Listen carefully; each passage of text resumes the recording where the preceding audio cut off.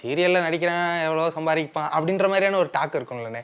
உங்களுக்கு அதெல்லாம் பார்க்கும்போது எப்படி இருக்கும்? பட் அதுக்கப்புறமும் நீங்க ஃபினான்ஷியல் அவ்வளோ கஷ்டத்தை அனுபவிச்சேன்னு சொல்லும்போது உண்மையை சொல்லணும் அப்படின்னா, எந்த அளவுக்கு திறமை இருந்தோ அந்த அளவுக்கு எனக்கு அறிவு இல்ல. ஏன் சொல்லப் போறேன் அப்படின்னா, நான் வந்து கல்யாணம் பண்றவரை இதுவரை எந்த டைரக்டரோ, ப்ரொடியூசரோ கால் பண்ணாங்க அப்படின்னாங்கன்னா, "தம்பி இந்த மாரி ஒரு கேரக்டருக்கு நடிக்கிறியா?" கேட்டா, "நடிக்கிறேன்" அப்படின்னு தான் சொல்லுவேன். என் வாழ்க்கை இதுவரை நான் சம்பளம் இவ்வளோ தருவீன்னு நான் கேட்டதே கிடையாது. இவ்வளோ சம்பளம் தந்தா தான் நான் நடிக்க வருவேன்னு நான் கேட்டதும் கிடையாது. என்ன ரோல்னு கேட்டது கிடையாது. நடிக்க கூப்பிட்டா நடிப்பேன் அவ்வளோதான். அது நெகட்டிவா, பாசிட்டிவா, கேரக்டர் ரோலா, அதனால லைஃப் வருமா, வராதா எதுவுமே எனக்கு தெரியாது. நடிக்கன்னு கூப்பிட்டா நடிப்பேன் அவ்வளோதான். இப்படி தான் என் லைஃப் போயிட்டு இருந்துச்சு. கல்யாணம் பண்ணுறவரு. அதுக்கப்புறம் ஒரு தடவ வந்து ப்ராஜெக்ட்லாம் கேட்கும்போது, "இவ்வளோ அமௌண்ட் கேளுங்க" அப்படின்னு சொன்னா. "ஐயோ! இவ்வளோ அமௌண்ட் கேட்டா நடிக்க கூப்பிட மாட்டாங்க" அப்படின்னு. "நீங்க கேட்டு பாருங்க முதல்ல" அப்படின்னு. கேட்டு பார்த்தேன். உடனே அதே மாரி கூப்பிடல.